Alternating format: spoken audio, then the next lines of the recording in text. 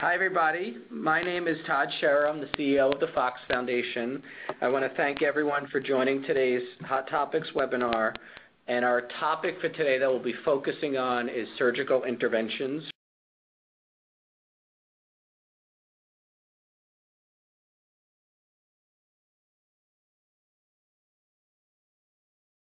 for Parkinson's disease. I want to start by thanking Dr. Bill Marks, who's on the line as an expert from the University of California, San Francisco. And we are hoping that Dr. Bronstein, Jeff Bronstein from UCLA, should be joining shortly. I'm on the line. Okay. Hi, Jeff. Hi, Todd. I also want to now introduce Dave Iverson, who is the Michael J. Fox Foundation contributing editor and a member of our patient council. And he's been moderating our webinar series all year, and he'll be moderating today's call. And just before we get started, we also like to thank Medtronic DBS Therapy and Merck for their support of the entire 2013 Hot Topics series. Merck is one of the supporters involved in our biomarker study, the Parkinson's Progression Markers Initiative. So I want to thank them for providing the funding to let us have this type of webinar series. So now I'm going to turn it over to Dave to kick us off and lead us through learnings about surgical interventions in Parkinson's. Thank you, Todd, and thank you, Bill Marks and Jeff Bronstein, for joining our conversation, and thanks everyone for registering for it and being part of this discussion today. Here's how we're going to proceed. We're going to spend the first half hour talking about this topic, hearing from Jeff and Bill and from Todd about these topics, and then we'll start folding in as many of your questions as we can. So you'll see on the screen a place where you can type in your questions, and so get those to us, and we'll try to get to those and focus especially in the second half of this hour-long conversation about that. So you'll note that the title of this is Surgical Interventions, and when people hear that word, they automatically go to DBS, deep brain stimulation, and we are going to be talking about that a lot today. But it's not the only thing we're going to be talking about, because these surgical interventions can be used in different ways. You see on this slide they can provide symptomatic relief, which is what DBS can do, but there's also the potential in the future perhaps for some ways in which surgical procedures could also be disease modifying. So we just want to begin by giving you this lengthy list of all of the different types of surgical interventions that are out there.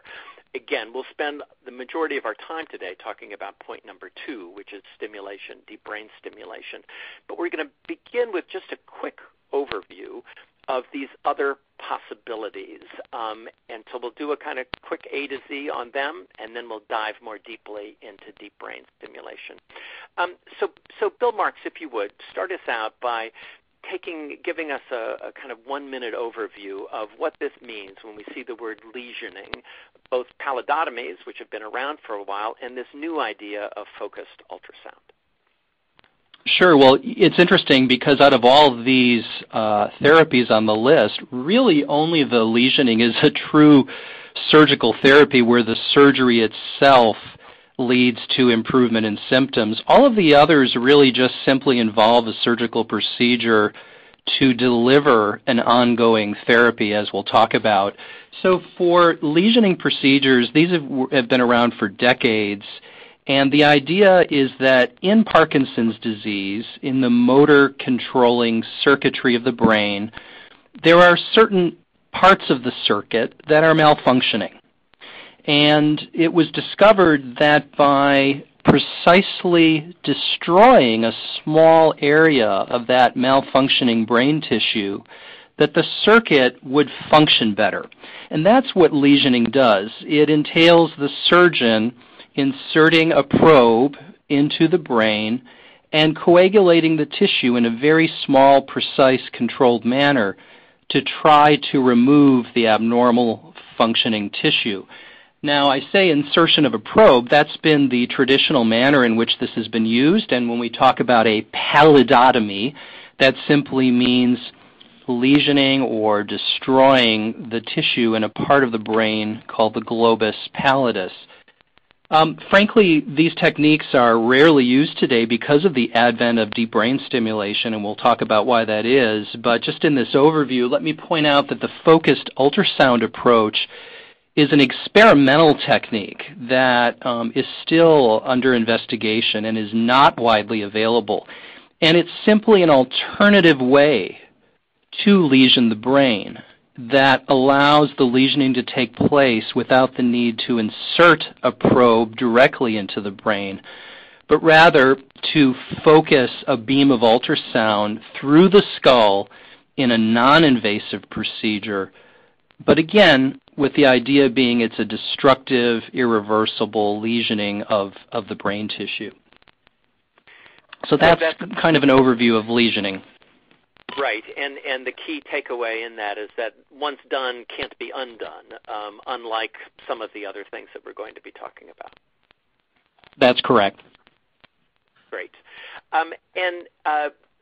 Todd Scherer, why don't we're just going to jump a bit around here, and we'll come back again to stimulation in just a moment. But Todd, as we look down at the bottom of the list, we see stem cells, which are still also under investigation, and this new procedure which can allow people to receive levodopa through a gastric surgical procedure. Just give us a sort of top line on what's being considered with those two possibilities. Yeah, so first starting with stem cells, the idea that is being proposed for stem cells is to utilize stem cell technology to develop techniques to replace the cells that are lost during the disease. So in Parkinson's disease, very specific populations of cells in the brain, particularly ones that produce dopamine, degenerate and are lost through the course of the disease. And the idea behind stem cell therapy is to use stem cells to generate new dopamine-producing cells and then put those stem cell-derived cells back into the brain to replace what's lost in the disease. And we will certainly talk more throughout the call, maybe at the end, about where we are with this technology. But that's the general concept. It's a restorative type of approach. That's the idea, that we could replace what's damaged in the disease. For the gastric surgery, we thought it was important to highlight that not all surgical interventions for Parkinson's may necessarily involve brain surgery. So the idea behind the levodopa gastric surgery is to come up with a technique to deliver levodopa on a more consistent basis to try to avoid the peaks and valleys that are seen following the use of oral medication. Levodopa is metabolized and digested in a very particular way in one region of the digestive system. And through the gastric surgery approach, the idea is to directly infuse the levodopa to that area of the digestive system to allow a more consistent exposure. This approach is currently available in Europe and is in investigation in the United States. Great. And Jeff Bronstein, give us just the headline again on gene therapy, this idea of using a gene that would provide, and just give us the first bullet point on neurotrophic factors, which are something, a protein that could hopefully boost dopamine production. Yeah, so I think this would be in line. Well, gene therapy in general is just a technique to deliver DNA into cells, into the brain or anywhere, and that DNA would then instruct those cells to make a specific protein. So when you're going to do gene therapy, the issues are, where do you want to deliver it, what cells do you want to make that protein, and what is the protein you want to make. So the ones that have been experimented most in Parkinson's disease have been with growth factors. Nurturin and is the one that's been the most widely studied. And the concept there is restorative. As Todd was saying, with cell-based therapies, the concept is to have the cells that are remaining there to sprout more terminals, and the remaining cells can make more dopamine and therefore help the symptoms, and also to help prevent them from continuing to die. So that's the concept. Let me hold you there. If I might, Jeff, just because this is great, and it gives us a really nice broad overview of all of these possibilities. We just thought it was important to sort of open up our palette of possibilities because there are so many interesting things that are going on. And we'll come back to all of these, and if you have questions about any of these, go ahead and get them to us. But I want to move us next into number 2, which is deep brain stimulation, which is the focus of, I know, so much interest that's on the line today, and we'll spend a good chunk of time now talking more about that. Bill Marks, give us our first 101 on this with what it actually is. People often say it's sort of like the equivalent of a pacemaker. Is that a good way to think about it when we see on this diagram here in this first bullet point that we're delivering electrical stimulation? Describe exactly what's going on. I do think that the pacemaker analogy is a good one because just as a heart pacemaker delivers stimulation to the heart to keep the rhythms in normal balance, the deep brain stimulating system is also a device that's implanted in the body that stimulates the brain. And in this case, we're trying to override abnormal brain rhythms. These brain rhythms are the result of what happens in the brain in Parkinson's disease. And again, it's really thinking about the brain as an interconnected circuit. So we can, with DBS, insert a very tiny stimulating lead into a target in the brain and deliver very precise stimulation to make the function of that area more normal. And what that ends up doing is controlling the motor symptoms of Parkinson's, helping to improve the stiffness, the slowness, tremor, gait problems, motor fluctuations. So one can, I think of this as a pacemaker for the brain. And of all the items on the list, virtually all of them are still experimental except for deep brain stimulation or the older lesioning techniques. DBS has now been approved since 1997 for tremor and 2002 for Parkinson's. So I think it's important that the listeners realize this is an established, widely used therapy, unlike some of the other items which are quite experimental at this stage. And Jeff Bronstein, pick up the story from there and with a little more detail on what it's best for and what it's not so great for. Sure. As Bill said, DBS treats symptoms, so they're not treating the underlying disease process, and it will only treat specific symptoms. So in general, it treats the same symptoms that levodopa or Sinemet help, so the stiffness, the rigidity, tremor, and things like that. It treats those quite well, and it also can treat tremor that is unresponsive to levodopa, and it also can help the dyskinesias or the excessive involuntary movements associated with levodopa. It doesn't help non-dopa responsive symptoms other than those the tremor and the dyskinesias, which I mentioned. So the main utility for people that have very good responses or good responses to levodopa, but they just don't last long enough, or they're accompanied by troublesome involuntary dyskinesias.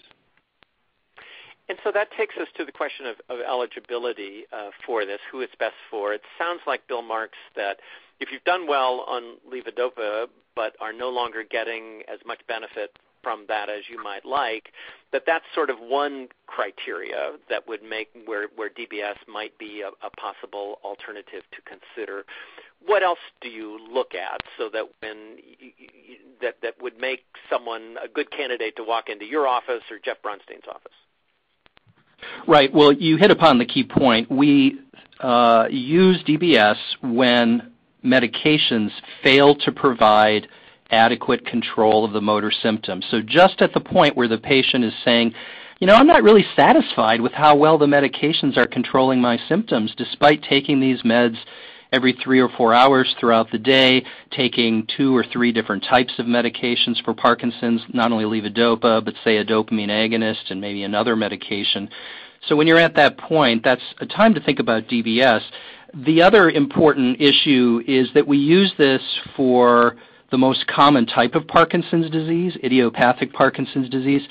There are some rarer, atypical, or unusual Parkinson's-like situations for which DBS is not used. And then another important criterion is that the patient's mental function, their cognitive function, is in pretty good shape, because we know that in some cases Parkinson's can cause severe difficulty with thinking, with memory, and at that stage of Parkinson's disease, it may not be very helpful to proceed with DBS. Probably the best predictor of a good outcome from DBS is a retained responsiveness to the levodopa, even for a short period of time. So a good way to assess how well DBS is going to work is to assess in the clinic how responsive a patient's symptoms are to the levodopa, with the caveat that Jeff mentioned, that tremor may not be very responsive to medication, but is responsive to DBS. And in terms of the cognitive question in particular, which is, I think, such a bottom line concern for so many with Parkinson's, one of the issues that's come up is this last bullet point, Jeff Bronstein, about where DBS is done, because there's several different locations. And the research seems to suggest that some locations are better than others when it comes to concerns about either cognition or particularly with depression. So tell us what you're learning about that, and whether or not, based on what a particular individual's needs or concerns are, whether you would aim for one location or another.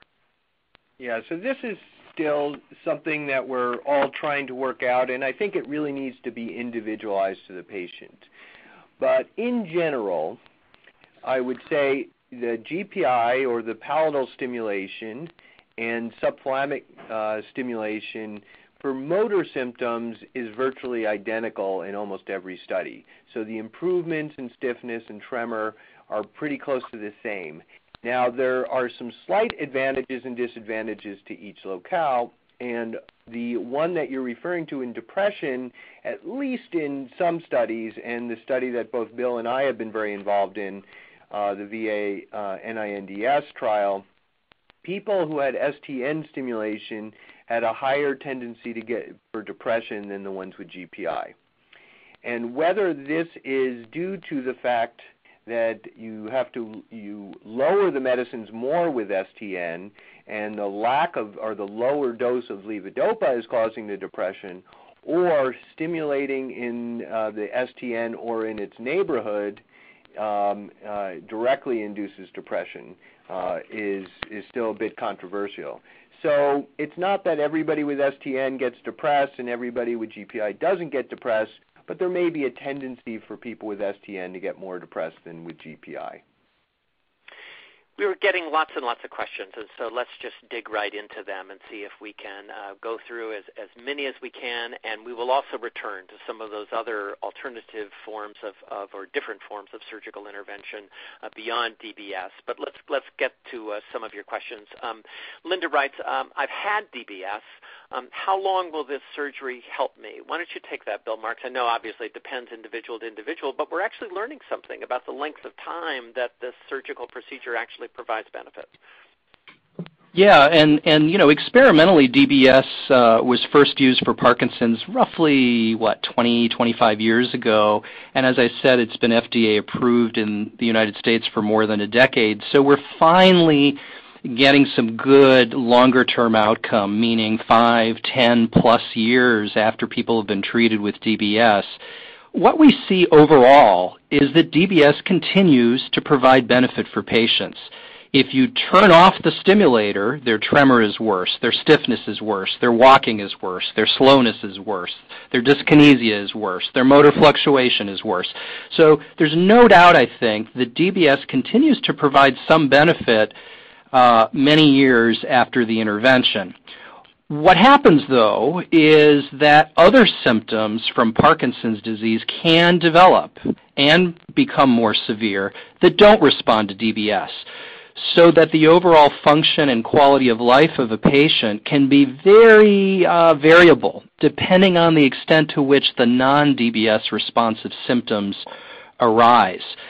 So what I'm talking about, for example, would be a lot of balance problems or falls or difficulty speaking or swallowing or thinking. These are, in general, symptoms that don't really respond to DBS. And so if those emerge and really overshadow the motor symptoms, then the patient's overall function may not be that good as the disease advances, despite the fact that DBS is still working. On the other hand, from a practical standpoint, no one knows for sure what the trajectory of their disease is, and so one sort of needs to deal with the here and now, and if they're being troubled by their motor symptoms, DBS is the single most helpful treatment when medications are not doing the trick. And Robert asked, Jeff Brunstein, why don't you take this? If you've already had DBS, can you still take advantage of newer complications? And then someone else wants to know, if you've had DBS once, can you have it in a different location or in another form of DBS after that? Yeah, so I'll address that in slightly differently than it was asked, is why does DBS, or I'm assuming these people are asking because they're getting inadequate responses. So there are three reasons why people don't get great responses. One is poor patient selection. So if people are getting DBS because they're troubled by non-DOPA responsive symptoms like the balance issues and the thinking problems, we wouldn't expect it to work. So DBS shouldn't have been performed, and another DBS surgery won't help that. The other two reasons include location of the electrode. So having the electrode put in the proper place within the GPI or within the STN, if it's not in the right place, you won't get optimal responses. And then finally, the third reason is that it's not programmed properly. And so before even considering redoing DBS, you want to figure out what is the reason it's not working. And it may be that you simply need to go to somebody who is a better programmer, and if all the programming doesn't help but the symptoms are still DOPA responsive, then you really seriously have to look at the location of the electrode. I personally don't feel there's the risks are worth moving from GPI to STN or STN to GPI. It's a bit controversial, and I think that would have to be a long discussion with the surgical team. And Todd Scherer, on the question of whether or not having DBS prevents you from having anything else, can you comment on that? For example, I wouldn't think that if you had DBS that would prevent you from necessarily having the gastric surgery for levodopa. Don't know whether anyone would want to combine those two, but does one preclude another? Yeah, so I guess right now we don't know the answer to that question for a lot of the experimental therapies. So I think some of that needs to be done. We do know, for example, though, that some of the people who participated in some of the gene therapy trials went on later to get deep brain stimulation and still had a response to it. So this is something that we're still learning. I guess I would refer back to Bill Marks's comments about sort of assessing the situation where an individual is today and looking at all the options. But for practically to your question, there would be no reason to think that DBS would change the ability to get the gastric surgery. It's just a matter of... Yeah, this is Bill. If I could just add to that, one of the major advantages of deep brain stimulation is its relatively non-destructive nature and its reversibility.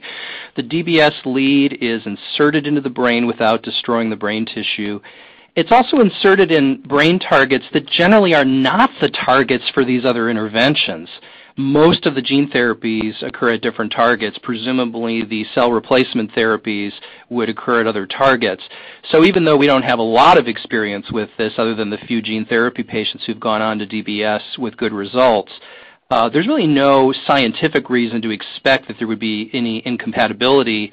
And one of the nice elements of DBS is that you can simply remove the system if you want to move on to another therapy. But in most cases, you wouldn't even need to. You would just keep using DBS and potentially add on another therapy.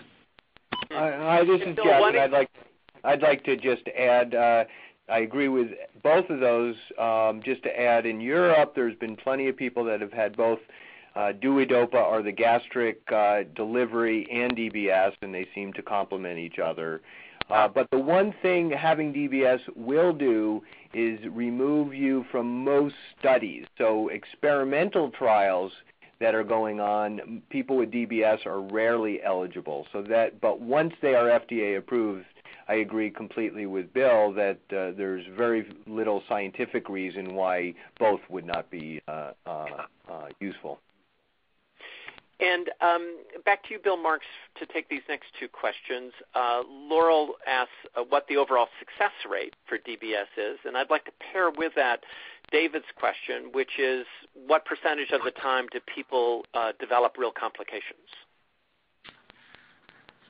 Right, and those are two important sides of a coin that always need to be considered with any kind of a treatment for any kind of a medical condition. What are the likely benefits? And what are the potential risks? Success depends a little bit on how you define it. If a patient goes in with a good understanding of what DBS can help them with and what it can't help them with, in other words, reasonable expectations, and if, as Jeff said, the surgeon locates the DBS lead exactly where we need it to be, and if the neurologist and nurse and all the other team members program the stimulation over time with the right settings, then in my experience, the likelihood of meaningful improvement in symptoms that matters to the patient, that improves their function, that improves their quality of life, is very, very high. I mean, in medicine, we'd never say anything's 100%. But given all those qualifiers, reasonable expectations, excellent surgical targeting, excellent patient management, the vast majority of patients, 90% plus, will have very meaningful improvements in their symptoms that make a difference in their lives. But if any of those elements are missing, so some patients come in thinking this is going to make them normal, is going to cure their Parkinson's, will treat every symptom, well, then they're going to be disappointed. Or if that brain lead is more than a couple of millimeters off target, well, it's going to have to be repositioned to get the benefit. Or if the device isn't programmed as it needs to be over the course of time, then again, benefit might not be as optimal. So there are a number of links in the chain. The good news is that with the wide experience throughout the world, this has become very commonplace. More and more clinicians are expert at this. So I think the average patient nowadays is very likely to get benefit as long as their expectations are reasonable. In terms of complications or side effects, I tend to separate these into two categories. The first category would be an actual complication from the surgical procedure, and the second category would be some sort of a side effect from the treatment itself, from the stimulation. In terms of the surgical treatment, anytime a surgeon goes into the brain with instruments, there's the possibility of damaging a blood vessel and causing bleeding, which may or may not cause symptoms. When there's bleeding in the brain, sometimes we don't even know about it until we do a brain scan because there are no symptoms produced. On the other hand, in rare instances, the hemorrhage could be devastating, life-threatening, or cause permanent neurologic problems like weakness or problems speaking or problems thinking. The likelihood of this is relatively small, and most DBS centers with a lot of experience will tell their patients that there's about a 1% chance, about a 1 in 100 chance that bleeding could occur. The likelihood of it causing persistent problems is less than that, perhaps 0.5%, so maybe a 1 in 200 chance of that.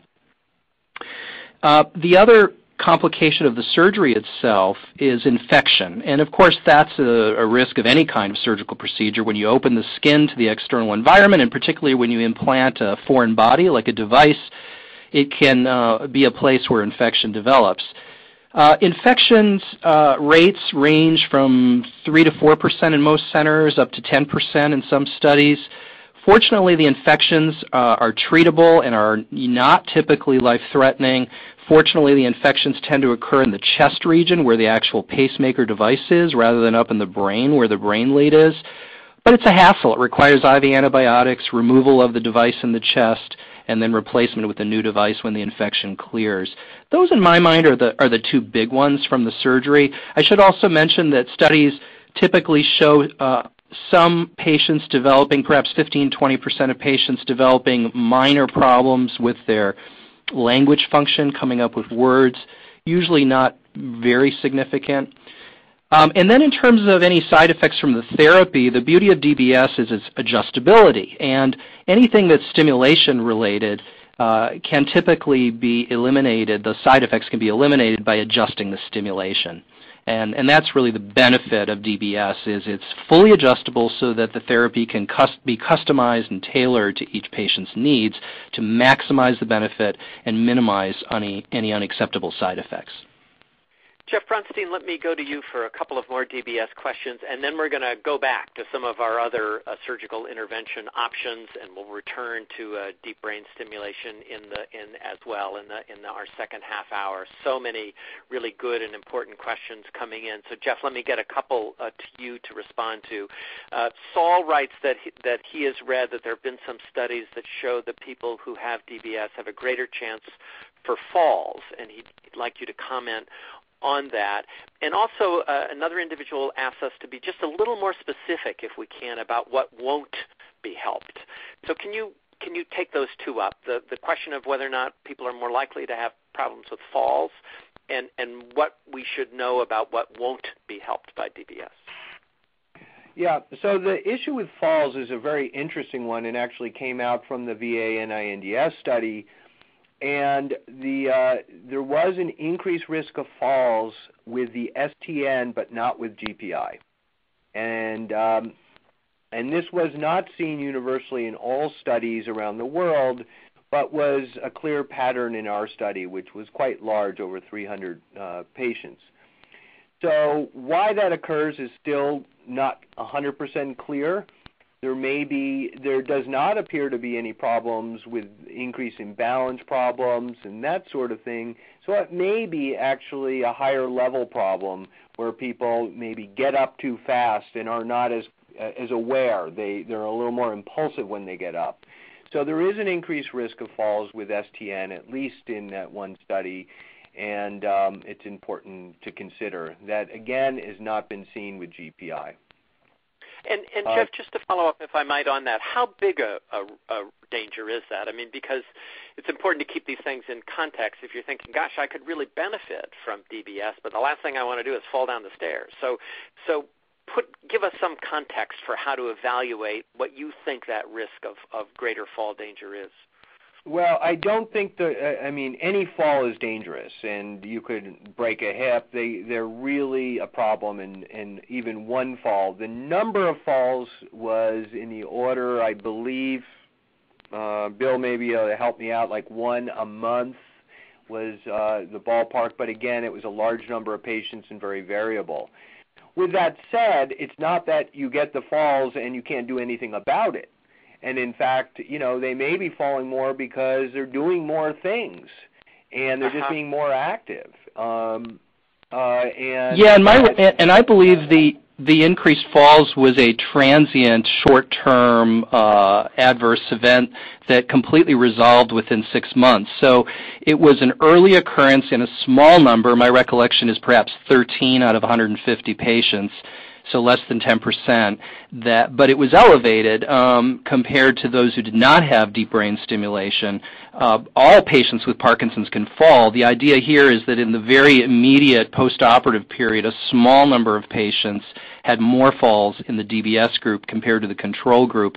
But we don't, frankly, see this clinically very often, and I think it is a transient issue. As Jeff said, it may be that patients are suddenly doing more activities than they could do before and just aren't kind of used to their new functional abilities, and or that maybe the medication and stimulation isn't quite optimized yet to get everything working properly. So I don't, frankly, see this as a huge issue personally.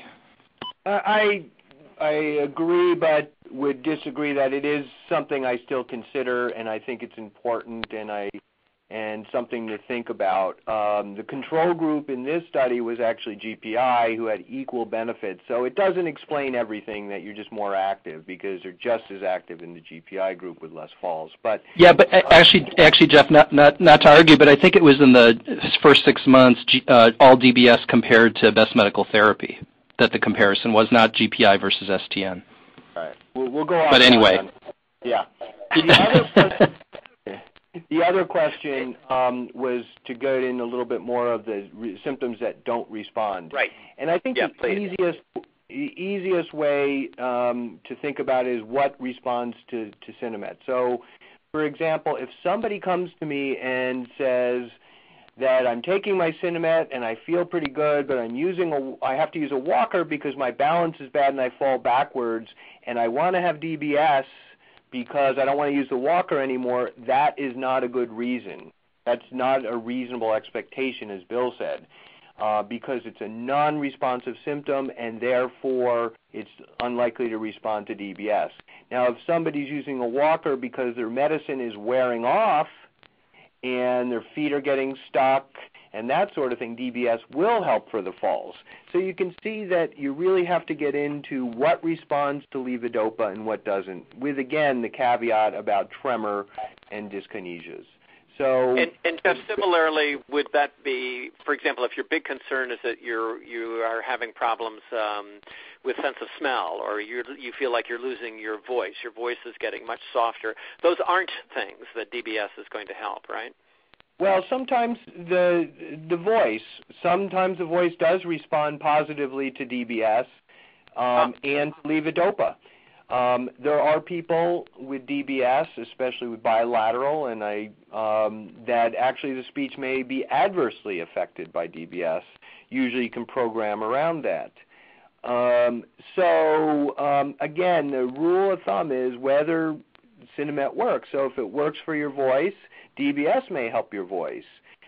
Sense of smell usually doesn't respond to levodopa and usually doesn't respond to DBS. Cognitive problems, memory things don't respond to levodopa usually. They do in subtle ways, but would not respond to DBS as well. Same thing with blood pressure changes, where we call orthostatic hypotension, where people stand up and get dizzy or could even pass out. That won't respond to DBS. But maybe if you have STN and you lower your meds, it may get better secondarily. So you can see you have to really look at each person very individually and look at what are the disabling symptoms and how will that be affected by DBS. And this is Bill, if I could just build on that, because I completely agree with Jeff. The people listening to this, they don't need to figure out themselves which of these symptoms they have will or won't respond and to what degree. I mean, that's the whole purpose of seeking a consultation at an experienced deep brain stimulation center, where a team of neurologists and nurses and neurosurgeons and neuropsychologists and others will work together, evaluate each patient, and really be able to sit down with each patient and their family and go through the list of the different signs and symptoms that they're seeing in that particular patient, to really give that particular patient an idea of what to expect, what is probably going to get better, what probably won't get better. So just keep in mind that that's the whole reason to seek an opinion from an established DBS center. Yeah, and I think the point we're all getting is that you need to put... Yeah, go ahead, Jeff. I just wanted to build on that last point because it is so important. We're quoting lots of statistics and lots of outcomes. Those are from experience centers. So if there's some surgeon working by himself or herself without a whole lot of training, you cannot have the same expectations as if you go to UCSF or you go to one of the other major big centers. So not all surgical centers are created equal, and what we're stating are studies coming from the major centers. We'll come back to DBS. I'm going to get us into some other surgical procedures next, but we'll come back to this and conclude with some additional information about this. So for those of you who are particularly dialed in today, we'll come back to this in just a moment. But Todd Scherer, let me bring you back into our conversation on this point, because we can see from our conversation so far how complex this all can be, and that you almost have to have a kind of grid in front of you and sort of figure out all of these different factors that play into these decisions. And as both Jeff and Bill are suggesting, you want to bring in the best thinkers that you can at your particular place of medical delivery to get that assistance. But someone else is asking about, is there a place where I can learn more? I mean, help us direct people to where they can get good background information. Are there resources on the Fox Foundation website? What would you suggest to give people kind of a way of getting themselves more immersed into the various possibilities? Yeah, so I think there's probably really two aspects of this question, and there's one that's an easier one to answer. So just to learn more about deep brain stimulation, the symptoms of Parkinson's, there certainly is great information on the Fox Foundation website to really dig in more detail than we'll get into on this call. I think the other question is really, both Jeff and Bill said, if you're going to do this, make sure you get to an expert center. And unfortunately, there isn't really a great available database and registry of those centers. So I think that and that's something we at the Fox Foundation are working on to try to develop going forward, at least where are the best movement disorder clinics or doctors to go see, who are the ones who will be able to give you this best information. But I think that it might be helpful to get some feedback from Bill and Jeff on what types of questions people should ask the centers to really be able to determine, are they expert? Do they do enough of these surgeries? What's their experience been? While you're kind of interviewing your doctor while they're interviewing you. So I don't know if there are any thoughts on how do you really determine if it is an expert center when you are the patient. This is Bill. I can start out. I don't think this is much different than inquiring about any kind of reasonably complex medical procedure, whether it's heart surgery or brain surgery. The usual sort of questions about who's on the team, and I emphasize the word team because DBS typically is delivered with an interdisciplinary, multi-professional team with not only the neurosurgeon to do the surgery, but neurologists, nurses, physician assistants, physical therapists, neuropsychologists, fellows, all working together. So first question is, do you have a team? Who are those team members? When did your program first come into existence? Was it 6 months ago or 6 years ago or 10 years ago, And it's not that there's a magical cutoff, but obviously when a team has been working together on something for more than just a few months, probably that says something about their experience. And then the volume, about how many patients are treated. And again, I don't think there's a magical number that differentiates an inexperienced from an experienced center. But generally, the bigger centers are treating, a minimum of several dozen patients every year with DBS. Whether it's 25 or 30 or 50 or 100. And again, if it's the outliers that might concern a person. If a center is doing this 1 or 2 or 3 times a year, it's not that they're not any good. It's just that, to have the ongoing experience and stay in the rhythm of being able to offer this in the best manner might be, more challenging. And then I think it's reasonable to ask about complication rates.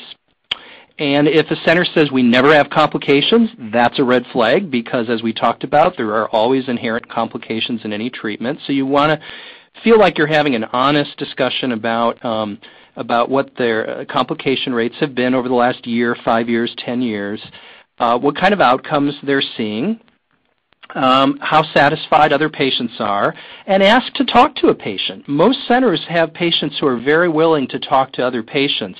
Nothing like hearing directly from somebody who's been through the process. What was it like to have the procedure? What was involved in optimizing the stimulation? How did the team treat me? All those sorts of things. Yeah, I think that's very, very helpful and useful. Jeff? Yeah, I just want to build on that. I think it's important. The team is obviously essential. One of the things that I think you look for is really, and especially we're neurologists, so we're going to stress that, but it's part of an overall treatment of the Parkinson's disease. So you really want to have a member of the team that spends primarily, that is the focus of their practice, is seeing Parkinson's patients, not just DBS. I mean, I can teach a non-Parkinson's doc how to program and do all that stuff, but they don't know how to manage Parkinson's, and this is part of an overall management plan. So you really want to make sure that caring for Parkinson's is a major part of the practice for both the neurologist and for the surgeon. And I would stress also, I think talking to patients who have had the surgery is extremely helpful in understanding the experience of going through, but you also have to be a little bit cautious because if somebody asks me for some names of patients, you're not going to necessarily give the name of the patient that had the hemorrhage or the infection, though that would be a fair thing to do, because then you'd go and you'd think that's going to happen to everybody, just like you don't want to have the person necessarily go to the very best result, because then you're going to get it. So you have to keep in mind that if you're talking to patients, you're going to get a very limited experience, but it will give you a good indication on how well the team works together and how you were treated.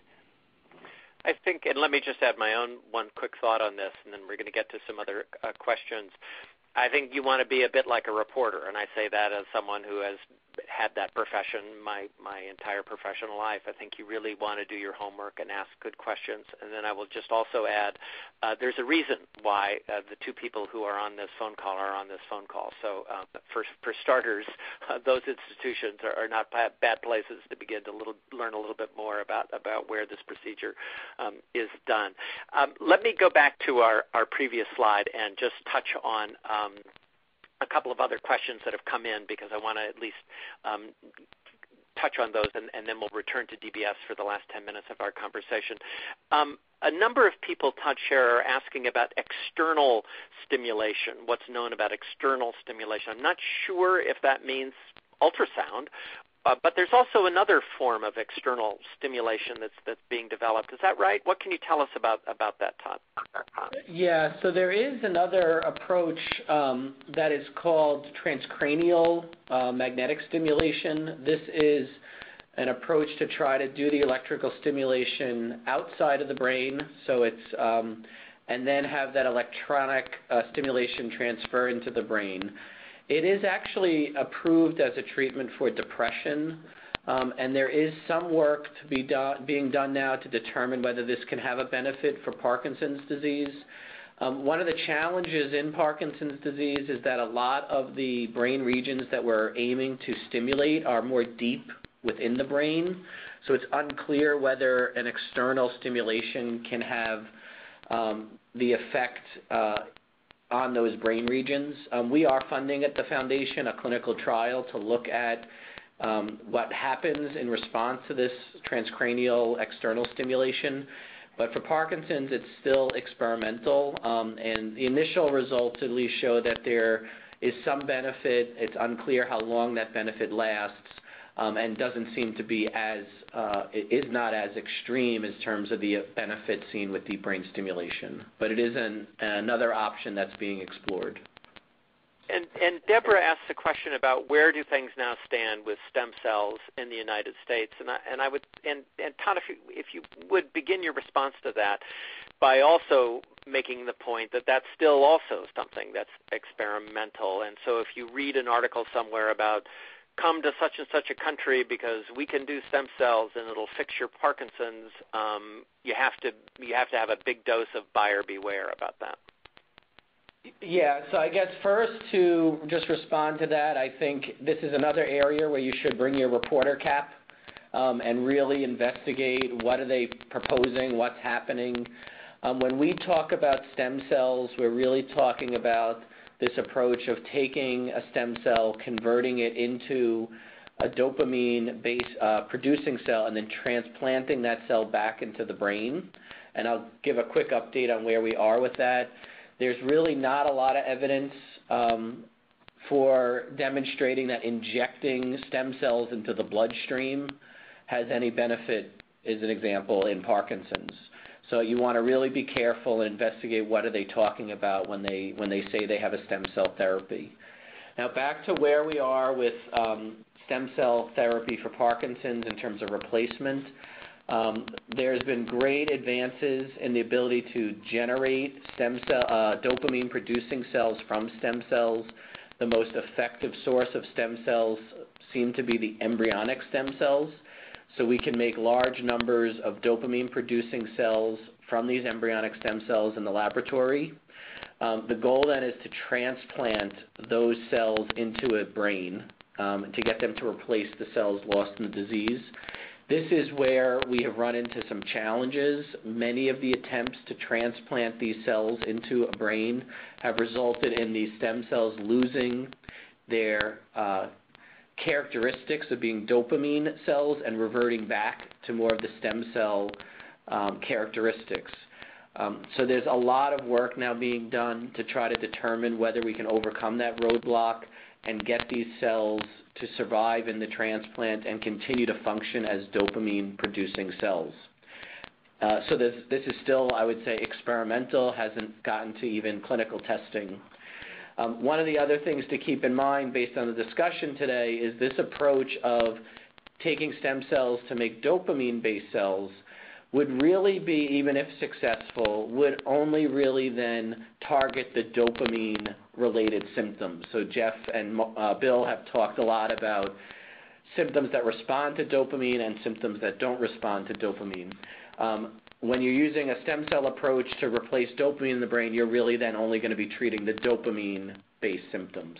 So there's a lot more work to be done, a lot of advances, but still some significant roadblocks for stem cell therapy. Dave, this is Jeff. I just want to put in one other plug for stem cells, which is I know traditionally we think of the transplantation, what Todd just spoke about, but they've been immensely helpful in trying to understand the process of Parkinson's disease. And so even if it doesn't result in directly into transplanting, I think it's giving us a ton of information from a basic science standpoint that's going to help us develop drugs that may be either very specific for an individual patient or more generalized, and then hopefully treat non-responsive symptoms as well, because it'll be getting at the underlying basis of the disease. So stem cell research is not just about transplantation. It's a really Dave, important point. Because, Dave, yes. to follow up on that, to give people more context on exactly what Jeff is referring to, one of the discoveries that has come out of all of this hard work around stem cell biology is now a new technology that was discovered in the last few years, which is the ability to take a skin cell from an adult and using very complex and innovative techniques, convert that cell back into a stem cell, which you then can make any kind of cell from the body. So in practice, what that has allowed us to do is take a skin cell from somebody with Parkinson's disease. That skin cell has all the genetic characteristics of the person with Parkinson's. Using this technique to convert that back into a stem cell and then make brain cells out of that stem cell. So we are now able to study, really for the first time, brain cells that have the genetic material, the genetic characteristics of somebody with Parkinson's disease. We've never been able to do that before because Parkinson's disease affects the brain, and we don't biopsy the diseased tissue. So if you look in cancer, we can take a piece of the tumor out and really study what's happening in that tumor to try to develop a therapy. So this technology that all came out of the original work on stem cells has really done exactly what Jeff just highlighted, which is this really never before opportunity to really understand what might be going wrong in a cell of somebody who has Parkinson's, and then opening up the ability for us to try to correct whatever that abnormality is. So it's really an amazing advance that's occurred. And we'll be doing more on this question of stem cells, and it'll be the topic of future webinars and podcasts and blog reporting that you can find on the Fox Foundation itself. I want to take us forward once more to DBS and spend our last few minutes taking as many of our questions that have come in as we can.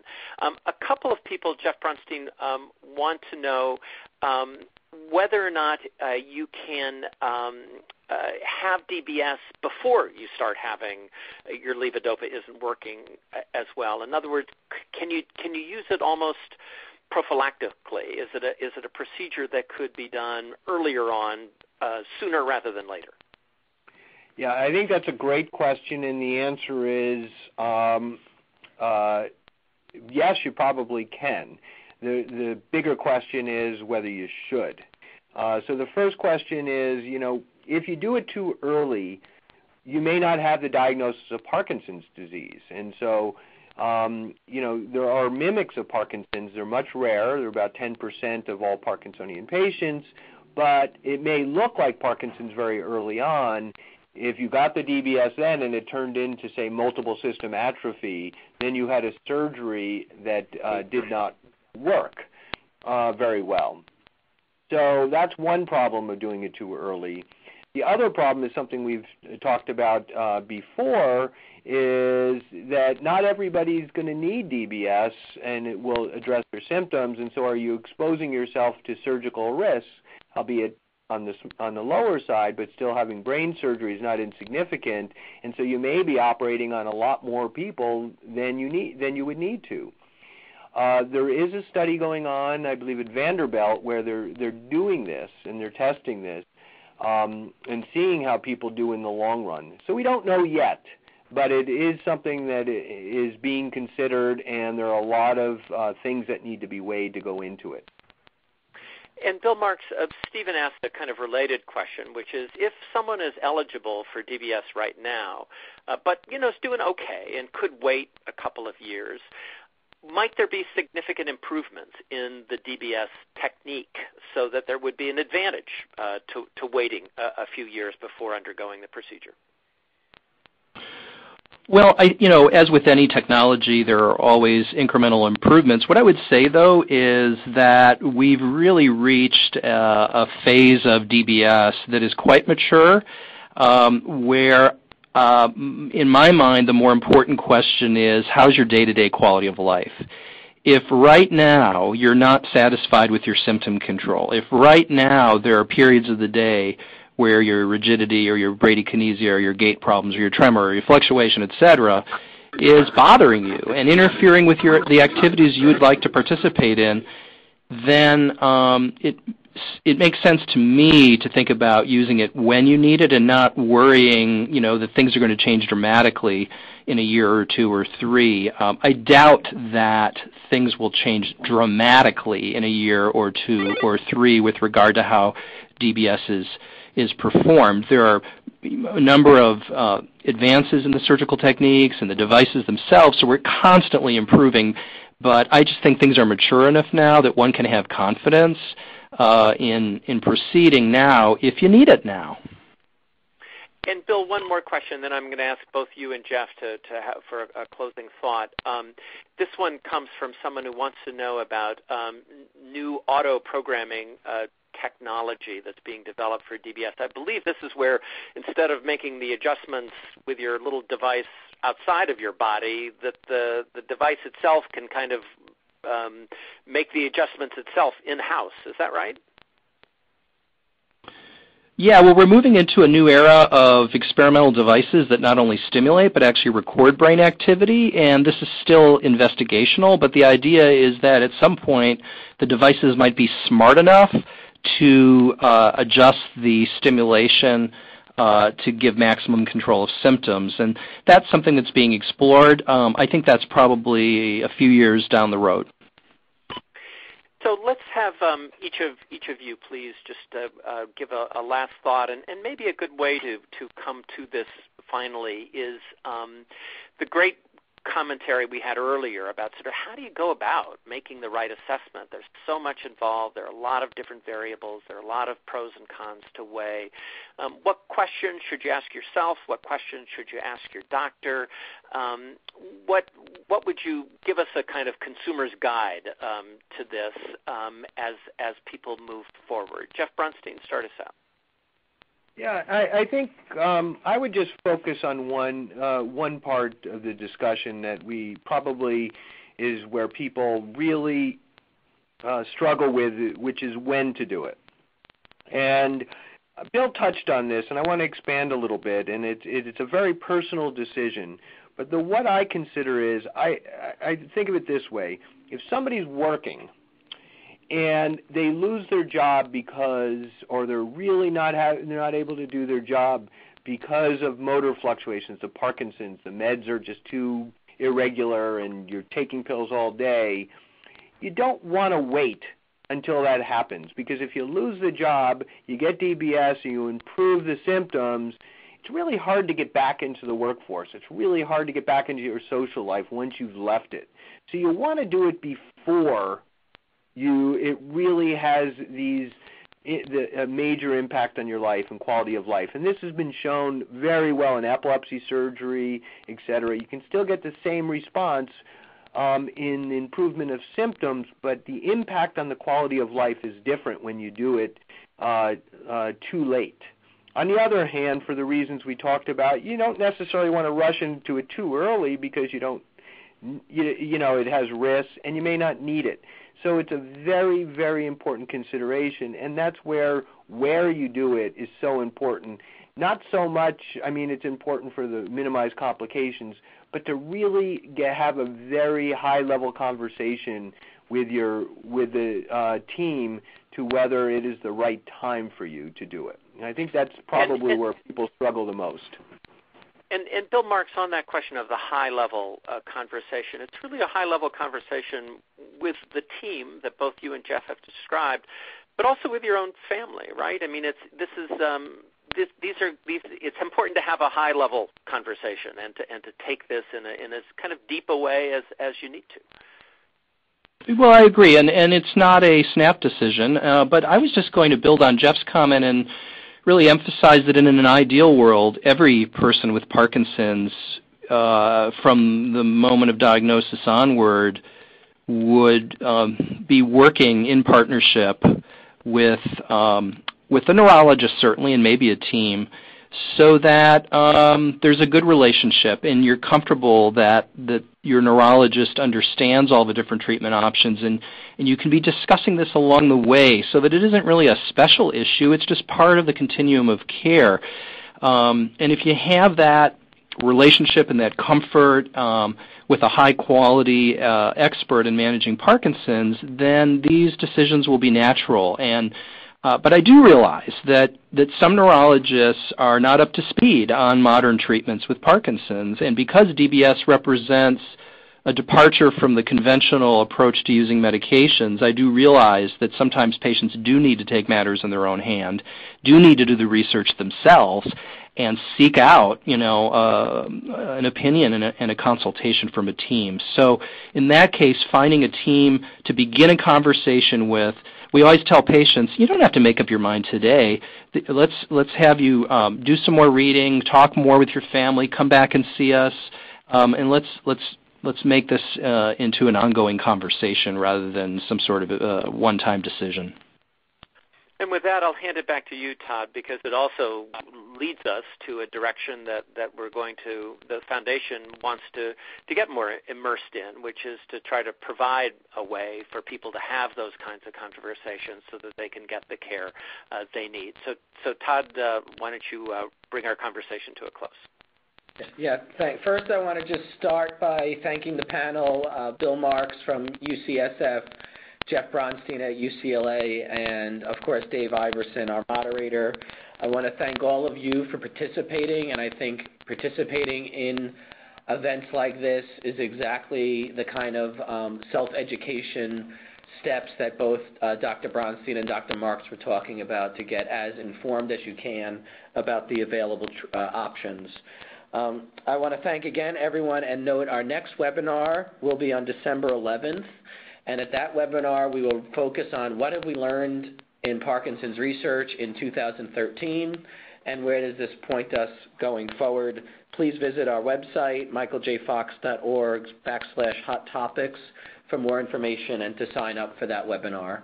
I look forward to hearing from all of you then. So thanks again for your participation, and this will be available online for further viewing, and we will continue to answer questions on our blog going forward over the next few weeks. So thanks again.